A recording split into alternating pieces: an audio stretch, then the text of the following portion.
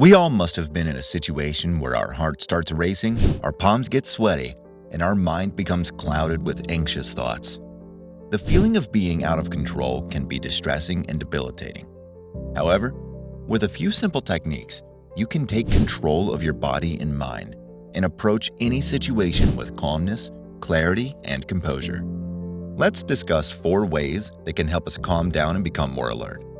Number 1, breathe deeply. If you're feeling overwhelmed, anxious, or just need to take a moment to yourself, one of the easiest and most effective ways to calm down is to focus on your breathing. Research has shown that slow and deep breathing techniques can help you feel more alert and reduce symptoms of anxiety, depression, and anger, making you feel more relaxed and calm. I think starting with physiology, learn to take some control of your internal state. Double inhale, exhale to calm down. So 2 inhales through the nose, long exhale through the mouth. Learn the relationship between eye movements and getting calm. Learn to increase the aperture of your visual world and notice where your mind goes. Those are big ones in terms of learning how to steer your nervous system. These are the steering wheel, accelerator, and brake of your nervous system. One of the most popular deep breathing techniques is called box breathing or 4-square breathing. It's simple and easy to do, and you can practice it anywhere at any time. One effective way to practice deep breathing and promote relaxation is to find a comfortable spot where you can sit or lie down without any distractions. To begin, slowly exhale all the air out of your lungs. Release your breath slowly and naturally, focusing on the feeling of your breath leaving your body. Next, take a slow and deep breath through your nose, counting to 4 as you inhale. Make sure to fill your lungs up completely and breathe in slowly. After you've taken a deep breath in, hold your breath for a slow count of 4. During this pause, focus on the feeling of the air in your lungs and the sense of calmness that comes with it. Now slowly exhale through your mouth for a count of 4. Let the air out steadily and smoothly, feeling the sensation of your breath leaving your body. Finally, hold your breath for another 4 counts before repeating the process. As you continue to breathe deeply and rhythmically, try to focus on the sensation of your breath and let any distracting thoughts drift away. With practice, this simple breathing exercise can help you feel more relaxed and centered. You can repeat this cycle as many times as you like, and you should feel yourself becoming calmer and more relaxed with each breath. Number 2, use logic to challenge your fears. Have you ever found yourself in an anxiety or stress, spiraling into a cycle of negative thoughts and worst-case scenarios? It's not uncommon for our brains to take us down this path, but the good news is that you can challenge these thoughts with a bit of logical reasoning. Firstly, you need to consider what evidence supports the negative outcome that you fear, and then assess the likelihood of this situation occurring.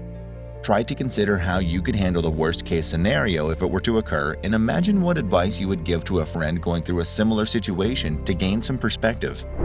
By doing this, you may be able to reduce feelings of anxiety and regain a sense of control. You can shift your focus away from the negative and towards more positive and productive thinking. Don't be too hard on yourself if it takes a bit of practice. You'll find it easier to use logic to challenge your fears over time.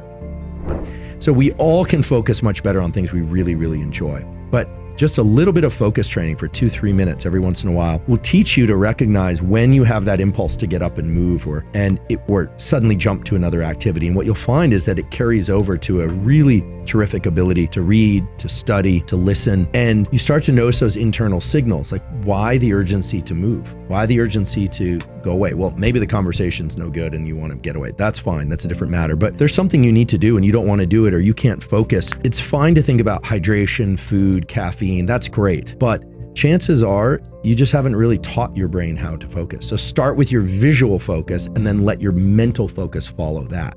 Number 3, move your body. Exercise can be an amazing way to relax and calm your mind, even if you're not a fitness fanatic. I still do this for a couple minutes each day. I'll go outside, I'll take a walk, which is no focus, everything just walking by. And then I'll finish by, instead of looking at my phone, I'll try and just pick a point. People probably think I'm pretty strange if they see me doing this. Just pick a point and look at that point for a short while. And then I'll just sort of notice, that was actually a lot harder than you might think. But I do believe that part of being a functional adult, being a high functioning person in any domain of life, is being able to control your impulses to do something different.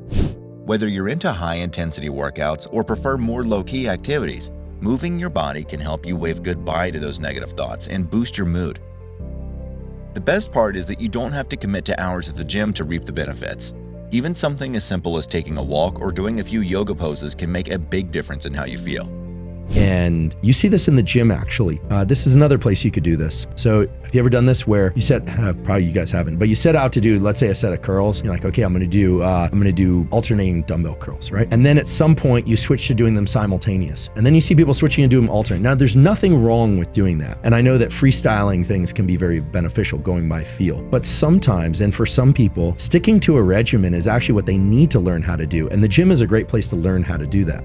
So having a plan and sticking to that plan, even if it's uncomfortable, is its own form of exercise, independent of the physical training that you're doing. Number 4, lateral eye movement.